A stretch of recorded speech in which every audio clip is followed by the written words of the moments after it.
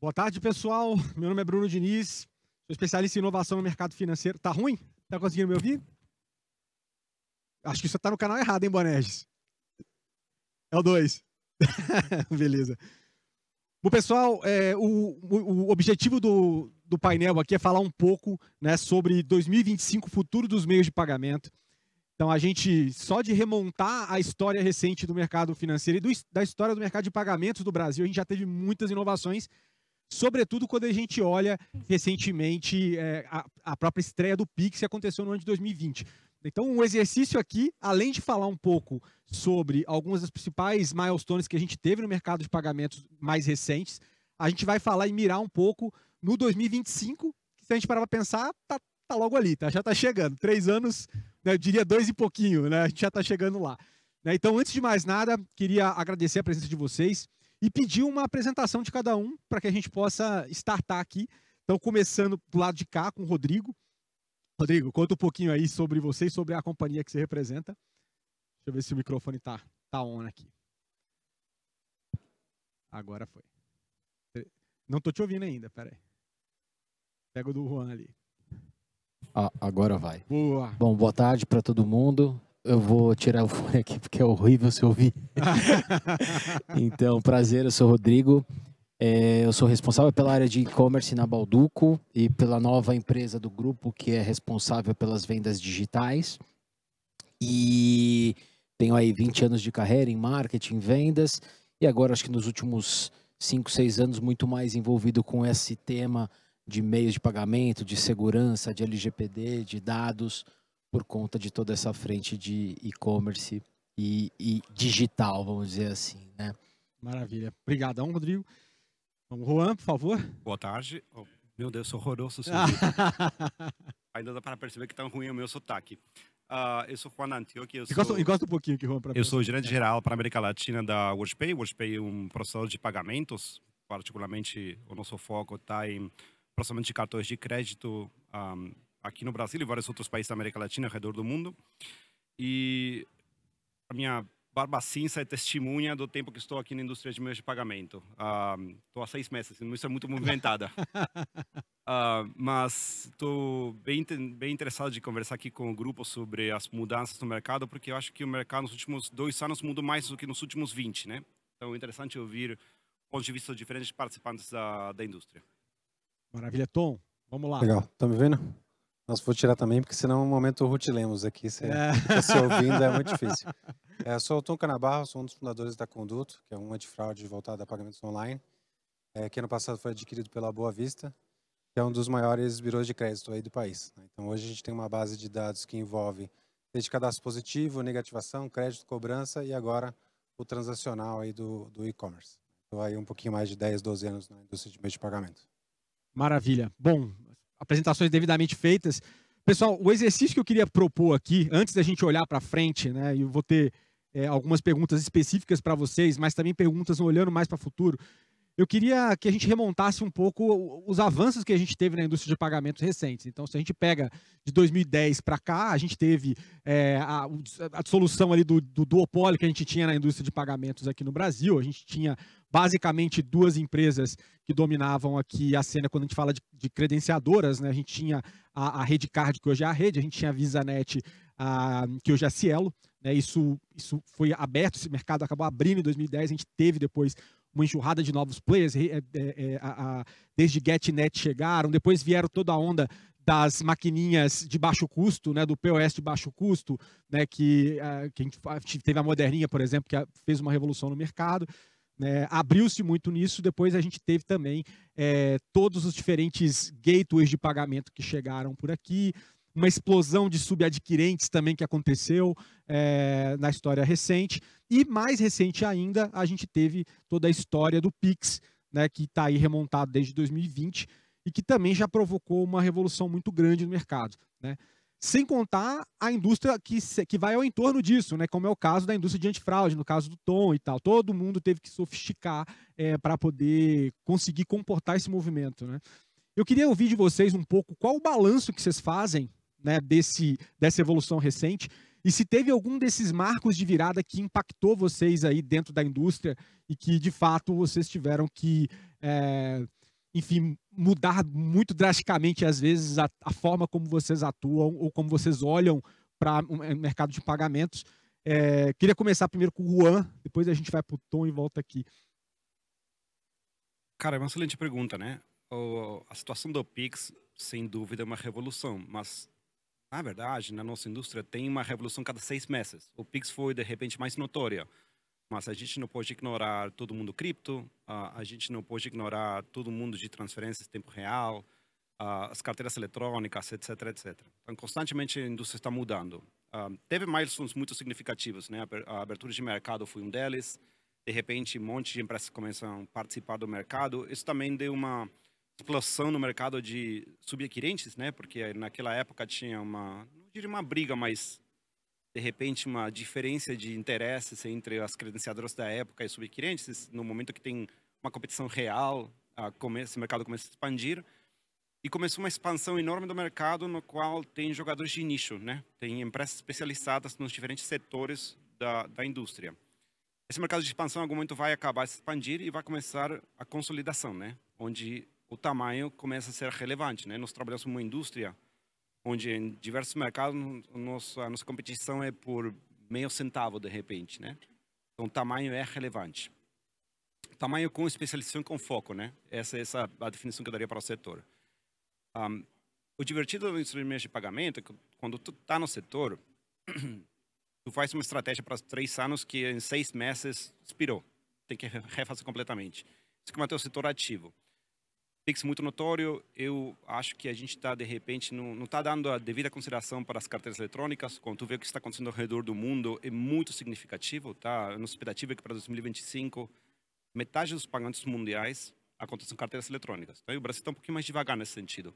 Mas está decorrendo esse caminho rapidamente também. Então, o que eu diria, talvez o meu olhar depois de quase 20 anos de trabalhar no setor tem que ser crítico, super importante, mas a gente não tem que perder o foco de todo outro que está acontecendo, né? Porque o Pix é um produto dos inúmeros produtos que tem que ter na prateleira. Em paralelo com isso também, particularmente para os lojistas, também entender que nem todo mundo precisa ter 500 produtos na prateleira, né? Tem que entender como o setor do mercado que vocês estão atendendo se comporta, né? O que esse mercado quer, o que esse mercado utiliza, o que esse mercado realmente valora, né? Tu pode botar um produto super difícil de integrar, por exemplo, tu atende um setor como um setor um pouco mais maior, de repente, tu bota um monte de produtos cripto, ninguém vai utilizar, né? Agora, tu atende um setor da população mais novo e esse tipo de coisas começam a ser muito mais relevantes. Então, sempre ter uma diversidade de opções. O importante é sempre se entenderem o que é apropriado para eles, nesse momento, para o seu público. Interessante. 2 pontos que você falou que eu acho que são super relevantes, né? Uma delas diz respeito à questão das carteiras digitais.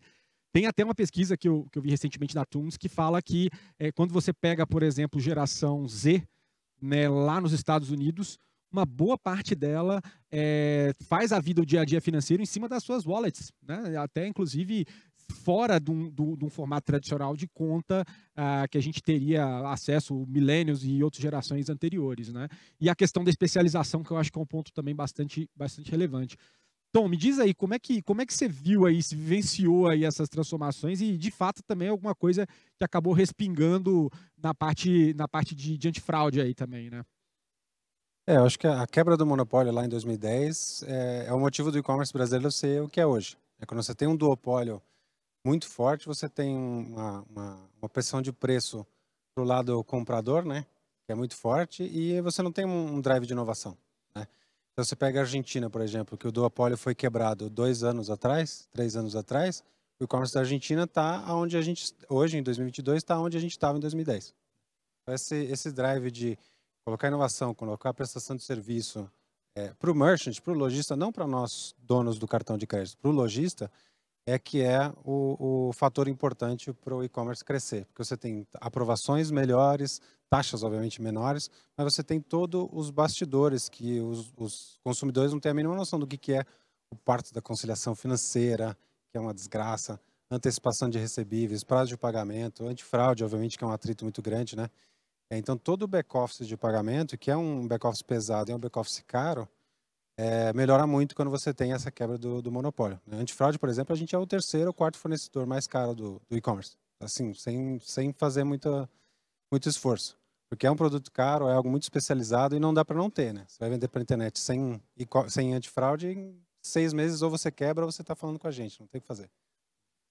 Então, acho que a quebra do monopólio acabou abrindo muitas portas para o país. Maravilha. E é interessante, você citou outro exemplo do caso da Argentina recentemente, que isso aconteceu, né? E eu remonto também quando a gente fala de México, né? Que até no México, por exemplo, a gente não tem ainda uma indústria de pagamentos, ela ainda é muito cash-based lá no México, e só recentemente, há pouco tempo atrás, que a gente teve uma startup que foi endereçar esse mercado do POS mais barato, da maquininha mais barata, né? Que inclusive virou unicórnio recentemente, me fugiu o nome aqui. A Clip. A Clip, exatamente, a Clip que conseguiu esse feito de se tornar e fez um movimento que, quando a defasagem disso em relação a quando essa revolução aconteceu aqui no Brasil, ela é muito grande, né? Que quem trouxe aqui foi PagSeguro, que começou esse processo, né? Então a gente tem essas nuances e, de fato, toda essa multiplicidade de fatores que se juntam, como você falou também, do antifraude, né? Mas, Rodrigo, como é que você analisa aí essa transformação? Eu concordo bastante com o Tom, né? Para frente de e-commerce, acho que o antifraude tem um papel fundamental, mandatório, e a gente vê o comportamento. Então a gente tem, por exemplo, a gente que tem um efeito sazonal importante. Então chega essa época do ano, onde a gente começa a vender durante o Natal, o nível de fraude aumenta brutalmente. Então, se a gente não tiver uma solução eficiente, tanto do ponto de vista do lojista, do seller, né, quanto a gente enquanto consumidor, porque também tem o lado contrário. Então, muitas vezes, alguns antifraudes operam e bloqueiam uma venda efetiva, real. Já aconteceu comigo, acho que acontece com a maioria das pessoas. Mas, para mim, acho que o ponto fundamental dessa conversa, sob uma ótica de consumidor, acho que é o acesso, né? Então, quando a gente pensa em meio de pagamento, a gente está pensando...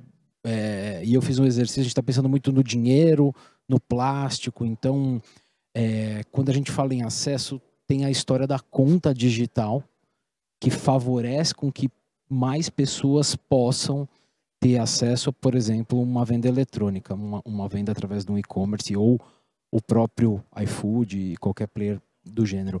E parece bobo, porque a gente vive um pouco nessa bolha social, né, que a gente está aqui, mas a gente tem uma operação de varejo, uma operação de balcão, né? A Casa Balduco é uma operação no modelo de franquia. E aí, conversando com um atendente, o sonho da menina, uma menina de 17 anos, era poder comprar na Shein. Então ela via os influencers falando da Shein. E o que significa isso? Significa que o meio de pagamento digital vai favorecer, de certa forma, a inclusão dessas pessoas em ambientes de compra que até então não estavam disponíveis. E aí mais um dado curioso, quando a gente fala de acesso, né? Então acho que o dinheiro, o papel, moeda ainda está muito na mão de uma classe mais baixa que trabalha fazendo bico, mas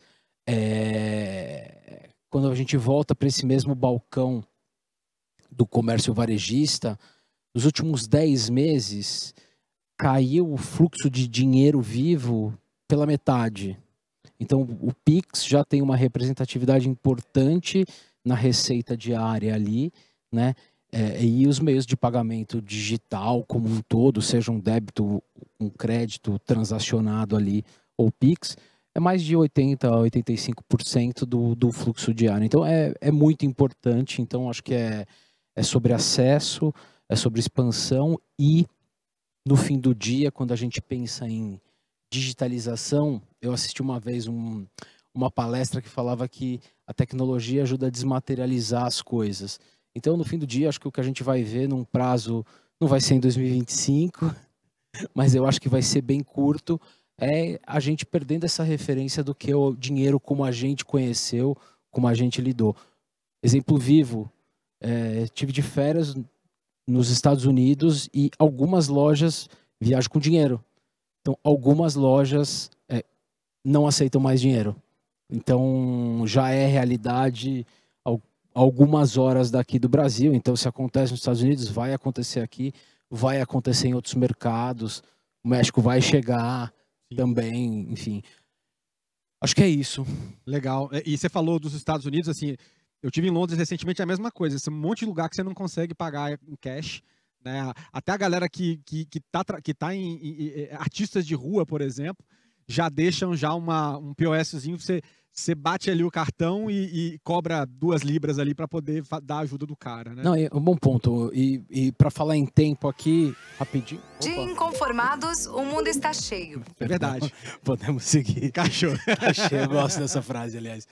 Mas em 2019 eu estava na Danone e eu trabalhava com uma rede de distribuidores de água, né? Então um mercado super informal, enfim, simples.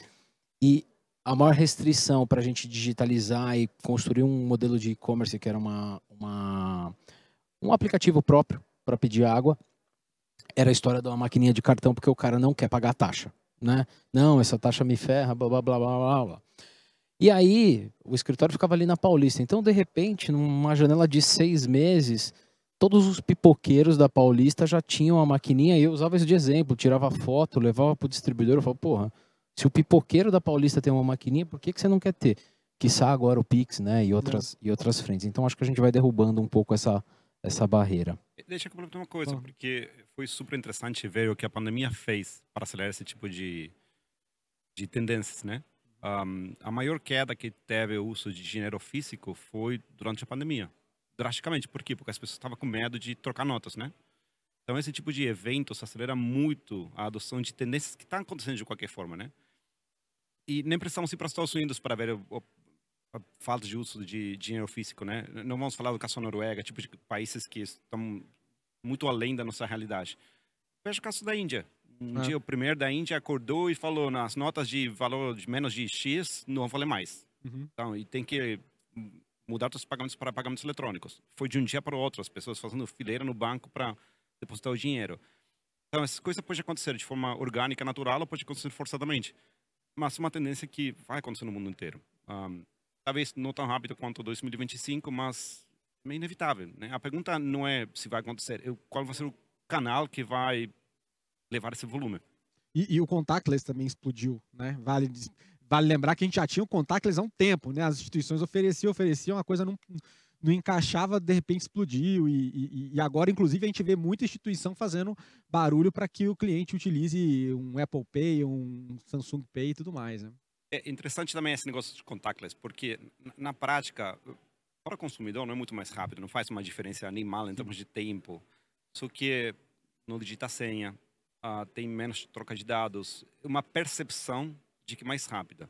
E o contactless é a forma das bandeiras de manter volume nos cartões de crédito, que hoje está vindo para o outro lado, né? A principal ameaça das bandeiras é o QR. Não tem meio de pagamento mais simples de implementar que um código QR. Tu imprime um negocinho, o código, gruda um lado, tá cobrando. Acabou. Então, e isso, novamente, isso vai para a China, vai para a Índia. Veja como esse negócio explodiu lá. Então, carteiras digitais, novamente, código QR, a principal ameaça das bandeiras. A resposta das bandeiras é a tokenização dos cartões, o contactless, esse tipo de coisa, para acelerar a percepção do consumidor. Porque a última fronteira é a assistência do cartão físico, né? Quanto sai da casa só com o celular, né? Sim. O celular sempre aceita QR. Eu, por exemplo, hoje aqui, não tinha documento para entregar, para pegar o fone, porque tá no celular. Deixou o celular. Isso. Não, o Rodrigo vai embora com a rádio. Exatamente, eu tô preocupado que eu levava para casa o rádio. Tem alguma coisa para acrescentar, Tom, ou não, em relação a isso? Não, interessante, você falou da questão do Pix, né, em relação a como ele reduziu em operações de balcão que você já consegue visualizar redução de utilização de cash, né? Numa conversa recente com a Febraban e até dados recentes do Banco Central, falou que já bateu um tri aqui de movimentação mesa aqui do Pix, e onde mais atacou, onde de fato está fazendo a diferença é no cash. Aí, assim, o tanto que o Pix está avançando em cima do dinheiro em espécie, né, ainda está maior do que se a gente olha um cartão de débito, né, o crédito, que obviamente a gente ainda vai ter um roadmap ali para o Pix, com um parcelamento no Pix que vai começar talvez bater um pouco mais. O Tom ali tem suas dúvidas, né, Tom?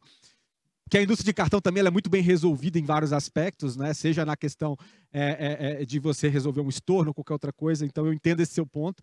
Fidelidade também, né? Mas enfim. Mas a gente tem esse avanço onde o informal ele entrou com essa questão do Pix, né? O pipoqueiro, acho que é o exemplo clássico que a gente fala vendedor de coco na praia, que é o farol, no semáforo. Exato, vendedor de morango no semáforo e tudo mais, né? Mas, Rodrigo, aproveitando com você aqui ainda, fazer uma pergunta específica a respeito um pouquinho do que a Balduco tem feito dentro dessa parte de digital, né? Que vocês trabalham, tem o B-Lab, né? E como é que tem feito várias interações com startups ali dentro. Mas como é que você também está navegando essa parte de novas formas de experiência de pagamento e compra dentro dessa realidade, né? Acho que recentemente até vocês estavam na última turma, o pessoal da Mimo também entrou, né?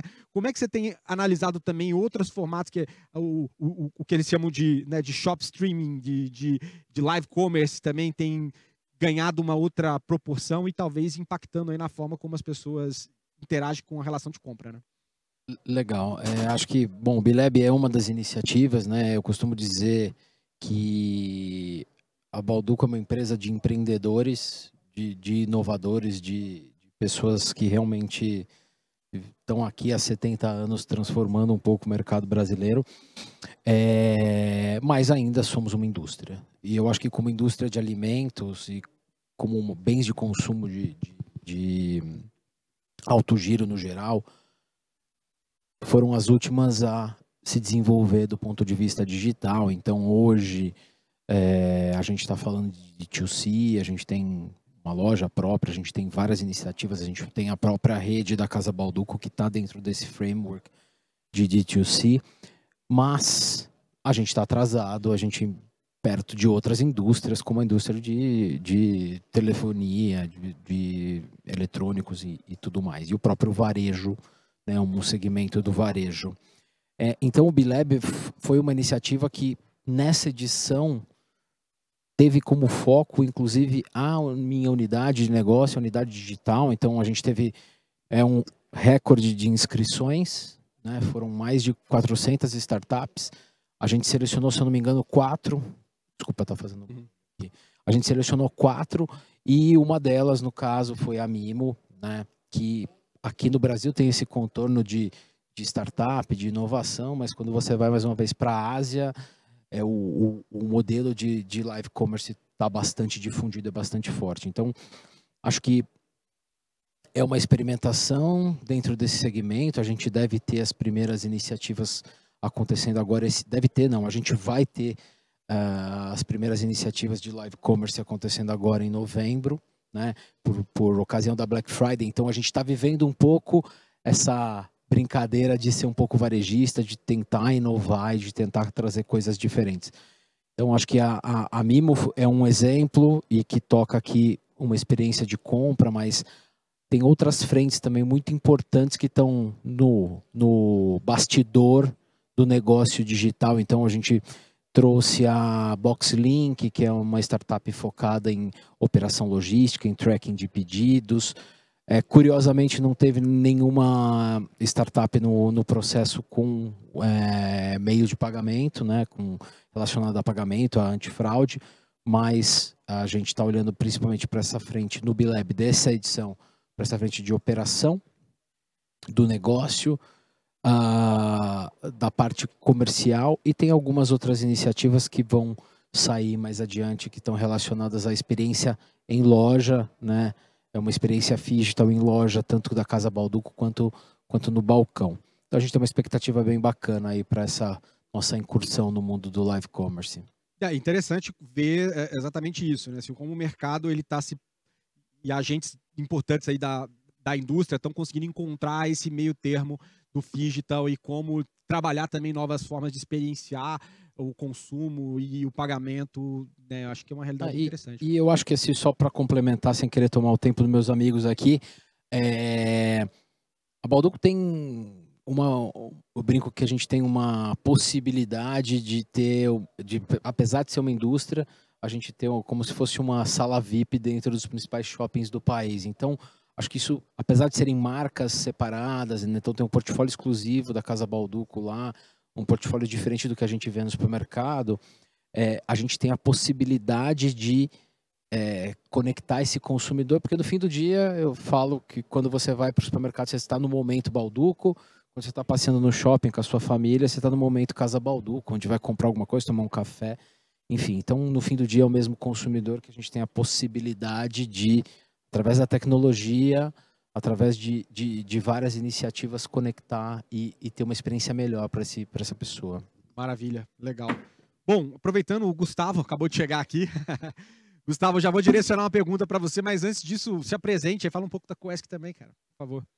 Claro, bom, primeiro peço desculpas pelo atraso, é um prazer estar aqui. Sou Gustavo Monteiro, hoje eu sou vice-presidente sênior de produto na Kushki, que é um PSP fundado no Equador, mas que hoje tem atuação em diversos países da América Latina.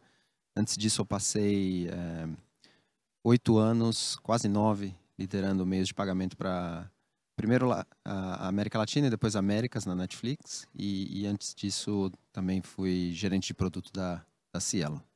Então, acho que basicamente eu fiz pagamentos minha vida inteira. E aproveitando até esse background seu a respeito de trabalhar com pagamentos aqui na América Latina, né? Eu acho que o grande fato aí que notabilizou a Kushki tem a ver com o fato de vocês também serem do Equador e conseguirem, a partir de lá, ter uma operação que abrange toda a região e tudo mais, né? Só que a gente também tem diferentes nuances aí da forma como o pagamento é processado e como ele funciona em cada uma dessas localidades, né? Como é que você enxerga esses desafios aí locais, né, em tentar integrar pagamentos aqui ao longo da região? E quais países vocês ainda têm aí um pouco mais de desafios para enfrentar? E se também quais não tem, né? No caso, não sei se o Brasil também pode ser deve ser considerado aí um dos melhores cases, mas eu gostaria de ouvir um pouco dessa experiência aí de vocês. Claro. Bom, cada país tem sua peculiaridade, mas em linhas gerais a gente poderia dizer que o desafio vem de um mercado que é tipicamente concentrado, né, entre poucos players grandes. Normalmente são os bancos que, justiça seja feita, foram quem iniciaram o ecossistema de meios de pagamento dos distintos países, e aí, obviamente, concentram todo o volume, ou concentram uma câmara de liquidação no controle deles, enfim. Mas foram quem lançaram as fundações desses distintos países, né? E aí o que acontece é que, com o passar dos anos, à medida que o mercado europeu, o mercado americano foi crescendo e foi trazendo novas tecnologias, muitos desses países ficaram para trás, né? Respondendo a tua pergunta, sim, o Brasil é bastante mais avançado que a competição também deve os ser outros países da América Latina. Acirrada, né? Ele é muito mais competitivo. Obviamente sempre existe espaço para melhorar, mas assim, o que o Brasil era em 2010 e o que o Brasil é hoje é marcante, é notável a diferença, né? É só você ver o número de adquirentes que existe, né? Que existia e que existe hoje. E aí, se você olha os outros países da América Latina, é um pouco disso. Vários estão nesse estágio que o Brasil estava há 12 anos atrás. Tem um player ou 2 players, ou um player só verticaliza, né? E aí processa ao mesmo tempo a ponta adquirente, a ponta emissora. Tem várias variantes de concentração de mercado. Mas, essencialmente, o desafio é esse, de fomentar a inovação tecnológica, fomentar a abertura, de trazer novos jogadores para dentro especialmente desses ecossistemas que são mais fechados. E aí, com isso, naturalmente, a competição traz inovação, né? Sim, de fato. Em algum país, particularmente, alguma dificuldade um pouco mais latente, assim, em termos até mesmo de adoção, talvez? Eu diria que hoje tem um país que, na verdade, nem é um país de atuação específica da Kushki, né? Eu acho que, eventualmente, uma hora a gente chega lá, mas sem planos imediatos. Um país que tem um cenário que está bastante desafiador agora é a Argentina, né? Por todo o cenário econômico e o que isso gera como consequência de dificuldade de mover dinheiro para fora do país, né? E aí você pega qualquer operação multinacional, tipicamente, se sua sede está fora do seu país de operação, de um país de operação, uma hora eles vão querer repatriar esse dinheiro, né? E na Argentina isso é um super desafio. Os outros eu diria que não tem nenhum que tenha um desafio super específico, assim. São todos muito parecidos no sentido de que é um mercado concentrado, fechado. Se você vem de fora, talvez você tenha alguma dificuldade para conseguir vencer a burocracia local e talvez algumas barreiras políticas de entrada. Mas comparando com o que era há 5 anos atrás, eu vejo muito mais abertura em vários desses países. Sim. Eu vejo o Chile mais aberto, a Colômbia mais aberta, o Peru mais aberto. O México já tem relativa... Mas foram forçados, né? Não foi voluntário. Sim. Mas de toda forma, o efeito é positivo e é um efeito que vai ser duradouro, né? Uma vez que você avança na escala da competição, é muito difícil você retroceder, né? Então, eu acho que agora a medida aos poucos, a gente vê o que aconteceu no Brasil acontecer mais e mais nos outros países, né? Já tem outros grandes players que anunciaram adquirências em outros países também, além do Brasil, né? Então você vê que aos poucos a competição está se instalando e aí os nichos vão se abrindo também, né? Aí você começa a identificar oportunidades de atuação dentro de nichos mais especializados, né? Enfim, e é isso que vai trazendo mais comércio, mais volume e mais inovação, né? Mas esse ponto conjuntural é interessante, você falou, né? Que a gente está falando de uma questão macroeconômica, no caso da Argentina, né? E aí você vê até alguns casos, obviamente o mercado local tentando arrumar meios para tentar driblar isso e tal, mas às vezes isso também acaba acendendo a luz vermelha de alguns competidores que falam, já deu para mim, acho que não joga uma toalha naquele mercado especificamente, né? Então, assim, a gente anda, mas às vezes tem uns step backs que acontecem por questões como essa e que não tem nada a ver, porque a tecnologia está andando, a adoção está andando, mas às vezes são fatores externos ali que causam isso, né? E pode falar. Não, eu ia dizer só que pagamentos é sempre um casamento super próximo de tecnologia e regulação e legislação, né? Então, assim, o bom player é aquele que sabe não só desenvolver boa tecnologia, mas sabe também criar um bom arcabouço legal para sustentar a operação, para garantir que você tem uma operação robusta, que não vá levantar nenhum tipo de red flag, principalmente se você é um player de infraestrutura, né? Ou seja, que provê uma camada para outros serviços de pagamento, né? Então, eu acho que vale também esse olhar sob esse prisma da regulação. Só mais um ponto, acho que a respeito de Argentina, né, que você falou, do interesse também do regulador local, e eu tenho algumas conversas nesse sentido, de manter a questão dos pagamentos rápidos, tentar trabalhar pagamentos rápidos, né? Inclusive também quando você vê alguns provedores, o caso do Mercado Pago com conta remunerada. Então você também faz com que as pessoas queiram utilizar, às vezes, o serviço de alguns desses players para que você tenha a remuneração do seu recurso, mesmo porque a inflação é super agressiva ali correndo no país, né? E falando agora também, assim, a gente tem o caso da WorldPay, da FIS aqui, com o caso do Juan também, olhando globalmente, e você falou sobre players e provedores de infraestrutura, que é também o que você acaba fazendo no final do dia, né? Até o lema mesmo da empresa é a fintech que movimenta o mundo, né? A fintech que faz o mundo crescer, na verdade.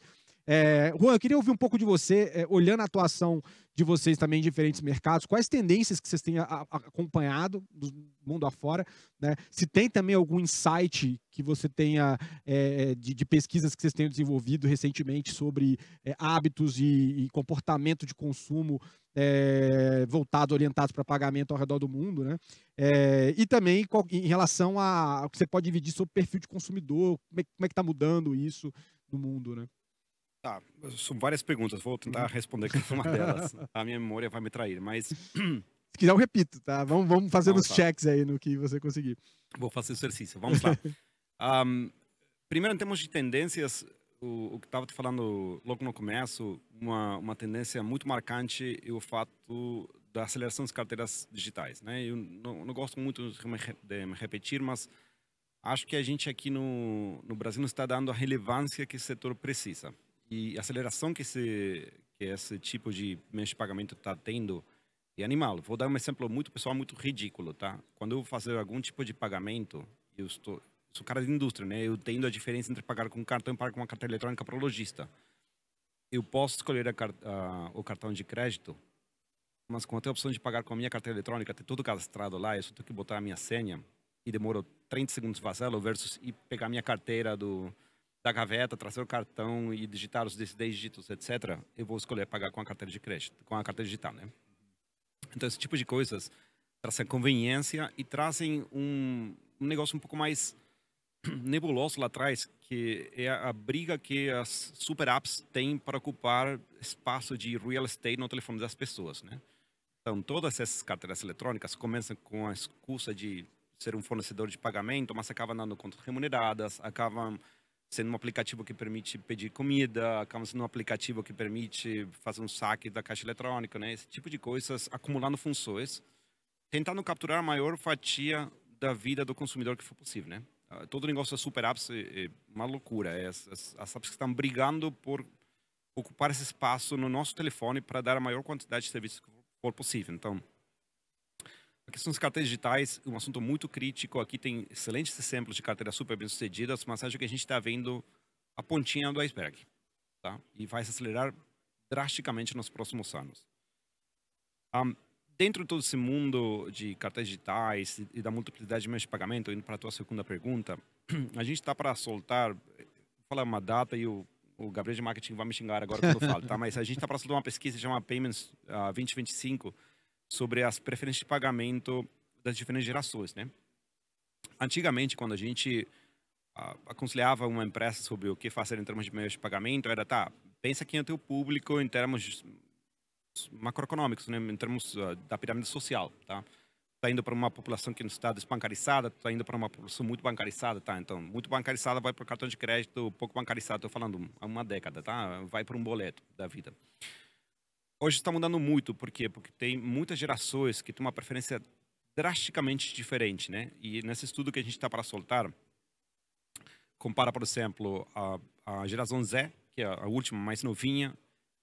Antigamente a gente falava de online first, agora fala de online only, basicamente. Está 9 horas por dia à frente do computador online, né? Então, a preferência dessa geração está totalmente atrelada a fazer tudo, absolutamente tudo que for possível online, né?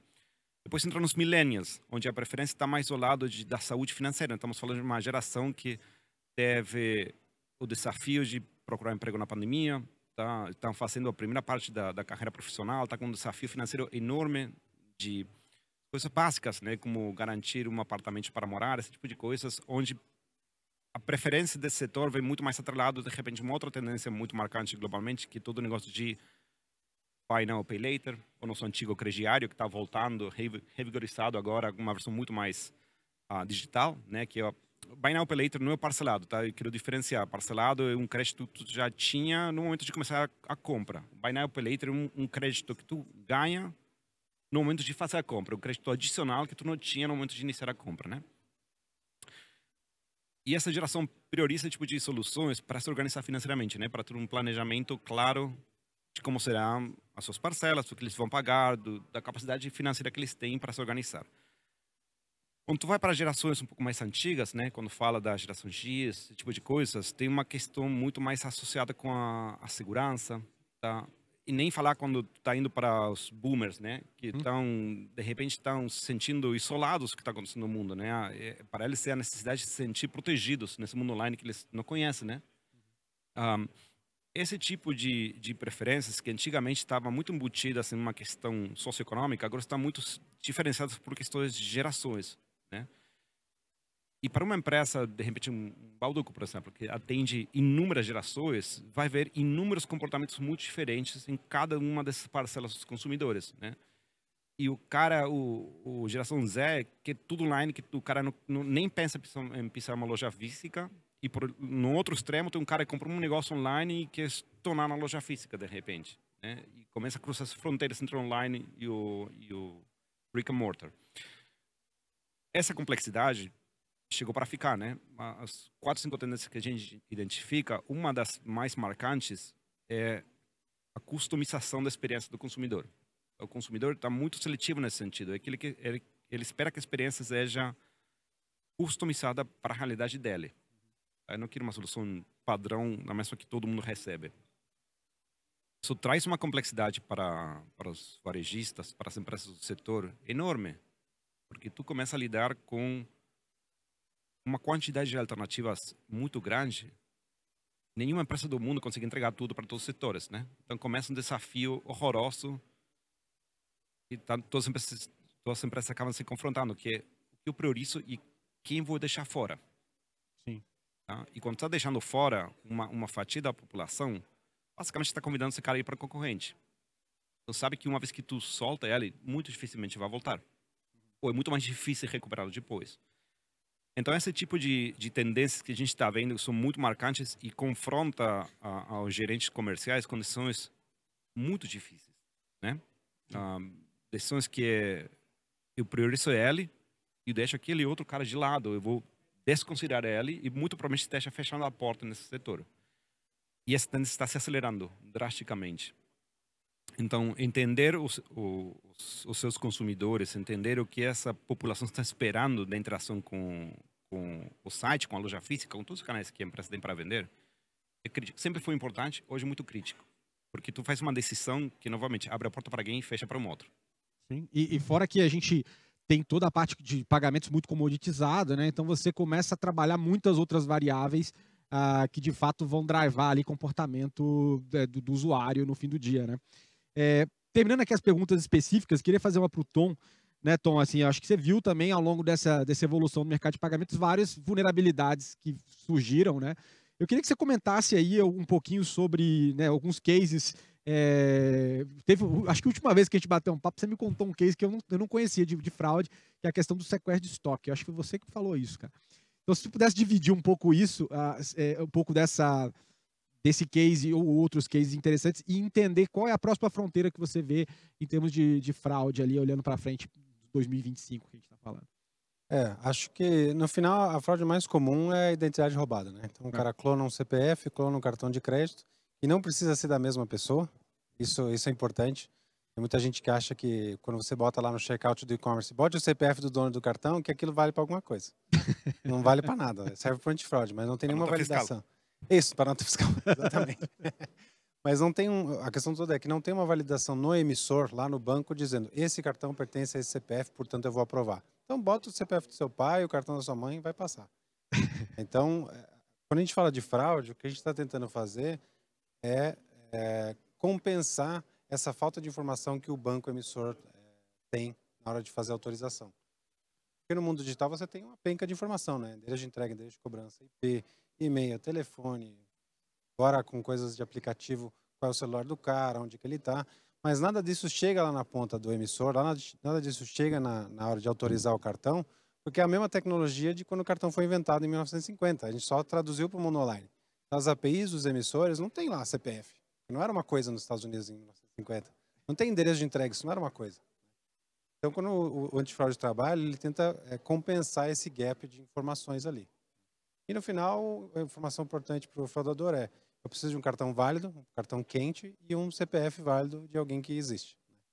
Então, uma fraude muito comum é o testador de cartão. O cara compra um lote de cartão de crédito no Dark Web, custa $100, $200 um cartão de crédito. Se ele for lá no site da passagem aérea e comprar e o cartão já está cancelado, porque já foi comprado por outro fraudador, já foi usado por outro fraudador, o cara perde uma identidade clonada quente. Então, o que ele vai? Ele vai no site de uma ONG e faz uma doação de R$5. Passou, ele sabe que esse cartão está quente, ele vai lá e compra uma passagem aérea, compra um iPhone, alguma coisa assim. Essa é muito comum e é uma que as pessoas não entendem o que está acontecendo. Então, o cara bota um site de doação no ar e começa a ser metralhado por robozinho e não sabe o que está acontecendo. E a de sequestro de estoque, que é uma bem particular, agora que a gente está chegando na Black Friday, né? O que o cara vai lá e faz? Ele compra com boleto, na verdade, os seus produtos, sei lá, 2 TVs que estão na promoção e não paga o boleto. Só que você tirou o boleto de estoque, você já tirou aquele produto do site, porque se o cara pagar o boleto e compensar, você é obrigado a entregar. Então você não vai vender overbooking de produto, né? aí o cara só não paga o seu boleto. E às vezes é o concorrente que está fazendo isso. Né? Às vezes não, principalmente é o concorrente que está fazendo esse sequestro. Né? Principalmente, que é a coisa mais bizarra de tudo isso, né? Então isso é bem comum, assim. Mas no final, o que o fraudador quer é o produto para revender e ficar com o dinheiro. Não é que o fraudador compra uma TV para botar na casa dele.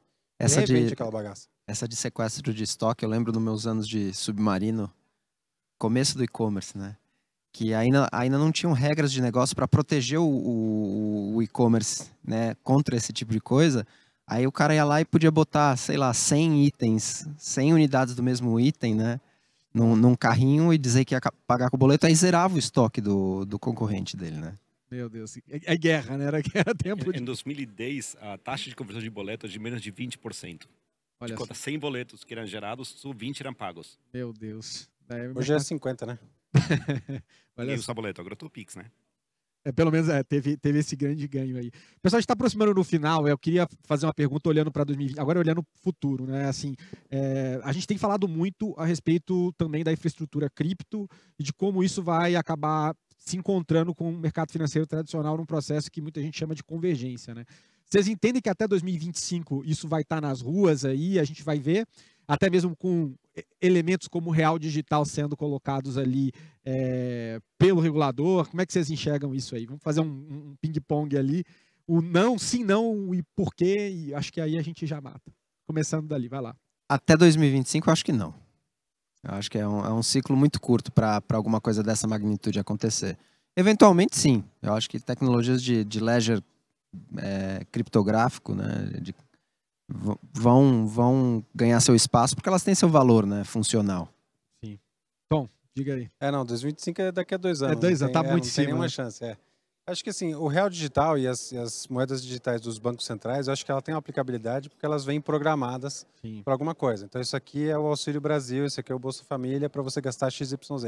Isso aqui é o seu pagamento do FIES, para você pagar a sua faculdade. Então você consegue programar o dinheiro. Agora, no mundo aberto, sim, eu sou meio cético em relação a... Eu consigo pagar o funcionário com Bitcoin? Eu consigo pagar o imposto com Bitcoin? Enquanto isso não acontecer, eu acho difícil ele rodar o mundo. Mas as CBDCs, eu acho que elas têm uma aplicabilidade muito mais específica. E falando especificamente do Bitcoin, o Bitcoin não é uma moeda de meio de pagamento, né? Porque e o custo transacional é muito alto e o tempo para você finalizar uma transação é muito longo, né? A verdade é que hoje um Bitcoin é mais um instrumento de investimento do que transacional, né? Porque qualquer tipo de moeda que flutua 30% para um lado para o outro, cara, é muito difícil de atesourar valor lá, né? Mas uma pequena diferença de opinião aqui com a galera, porque hoje esse tipo de transações estão existindo, né? Hoje tem muita carteira que dá um cartão de crédito para tu gastar, que logo depois debita um estoque de criptomoedas. E uma transação direta de cripto? Não, mas também não está tão longe de acontecer. É uma ponte para facilitar esse tipo de coisa. Concordo com o Gustavo hoje. A Bitcoin não é uma moeda que foi pensada para ser transacional, né? Tem outras moedas que talvez tenham uma capacidade maior de ser feito, mas o mercado de cripto tem mais de $1 trilhão, né? Então, eventualmente, as pessoas vão querer utilizar esse tipo de coisa. O cripto não é como um cartão de crédito, mas também não é como ouro, né? Que tu compra para guardar. Em algum momento vai querer utilizar. Então, toda a tecnologia que tem de trás permite esse tipo de coisas. Agora, a pergunta não é se para 2025 vai ser utilizado. Eu diria que a pergunta é se para 2025 vai ser um canal de relevância suficiente para as empresas que têm que trabalhar nesse tipo de coisas. Eu acho que muito cedo, mas que vai acontecer, vai acontecer. Interessante. Quando a gente pensa aí nessa janela de 2 para 3 anos, eu acho que são 2 drivers, né, que a gente tem. Seja como consumidor, seja como vendedor, ou seja, como varejista, como a gente quiser dizer. Um é a comodidade, a facilidade de uso, outra é a segurança, né? Então acho que são essas 2 forças que vão movimentar o mercado nesse curto prazo, talvez mudanças. Por outro lado, se a gente falasse de criptomoeda 3 anos atrás, aqui talvez pouquíssimas pessoas levantariam a mão que conhecessem isso, né?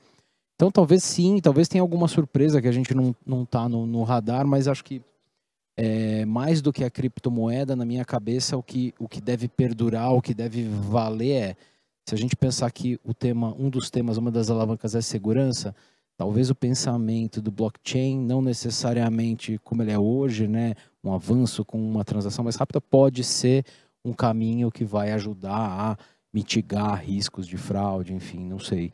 Acho que é um pouco do que eu penso. E a facilidade, acho que carteira digital vai ser uma realidade nesse período. Perfeito. E tem a questão da experiência do usuário, que a gente sabe que é também bastante relevante. Senhores, queria agradecer que chegou no final do nosso painel, agradecer muito aqui a opinião de vocês, o bate-papo, e a vocês por terem ouvido aqui também esse painel. Forte abraço, até logo.